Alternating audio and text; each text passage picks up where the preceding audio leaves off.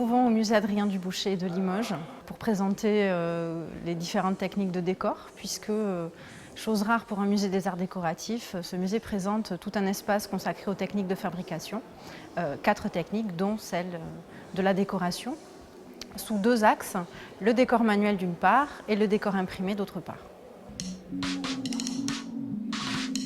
Les décors manuels sont réalisés à partir d'oxyde métallique que l'on mélange à de l'essence de térébenthine et qui sont appliqués au pinceau, soit directement à main levée, soit à partir d'un poncif, c'est-à-dire d'un calque qu'on va percer, qui permettra, grâce à une substance noire, de fixer le décor sur l'assiette qu'on reliera ensuite à partir des oxydes.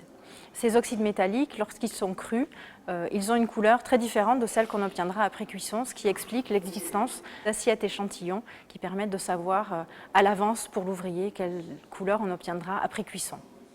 Après avoir décoré grâce aux oxydes, au pinceau, on va très souvent appliquer un décor à l'or, ou en tout cas aux métaux précieux, le platine plus récemment, et souvent sous forme de filet.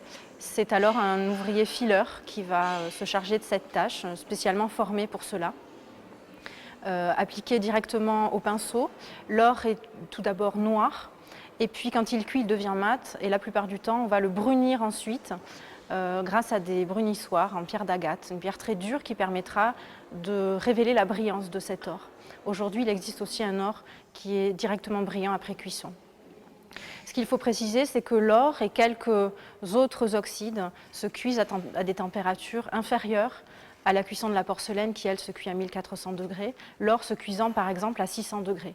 Alors il va falloir refaire une cuisson qu'on appelle la cuisson au four de moufle ou feu de moufle qui permet cette température plus basse. Une des techniques peut-être les plus prestigieuses, très utilisées à Limoges, notamment au XIXe siècle, est celle de l'incrustation. Elle est réalisée à partir de décors colorés, polychromes, et puis aussi à partir d'un jeu sur l'or mat et l'or brillant. C'est une technique qui permet de creuser l'assiette à l'acide, donc d'avoir des reliefs. Et puis ensuite, on va introduire l'or dans ces reliefs, puis de brunir les surfaces qui seront restées intactes. Ce sont des services, je le disais, très prestigieux. Celui qui est présenté sur la mezzanine des techniques au musée Adrien Dubouchet est celui d'Hassan II, puisque ce sont souvent des techniques qui sont réservées à des services princiers ou pour des clientèles très prestigieuses.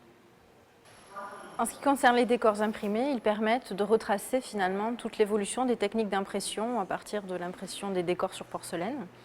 Les plus anciens apparaissent à la fin du XVIIIe siècle en Angleterre.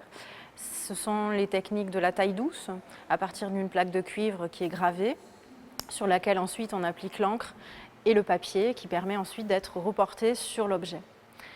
Une technique plus récente qui est la lithographie, puis la chromolithographie qui permet à partir de pierres lithographiques d'imprimer en couleur une pierre par couleur. Ces techniques-là permettent l'introduction de la technique encore utilisée à Limoges, qui est la sérigraphie, à partir d'écrans de soie ou de nylon, et qui sont comme des pochoirs qui permettent sur un même papier différentes couleurs imprimées sur un support qui est un vernis jaune qui disparaît à la cuisson.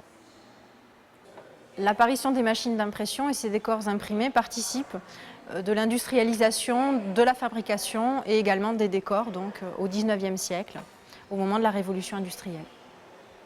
Aujourd'hui, la technique la plus utilisée, c'est le décor imprimé à partir de la sérigraphie. Très souvent d'ailleurs, on couple ces décors imprimés sérigraphiés, qu'on appelle aussi décalques ou chromos dans le métier, avec des filets toujours faits à la main, filets d'or ou de platine. Quand on parle de porcelaine de Limoges, on parle bien entendu des différentes techniques, de leur évolution à travers le temps, mais surtout, je crois, des motifs, de l'évolution esthétique de ces décors, depuis la manufacture du comte d'Artois à partir de 1771, jusqu'aux collaborations avec des artistes contemporains dans les différentes manufactures actuelles.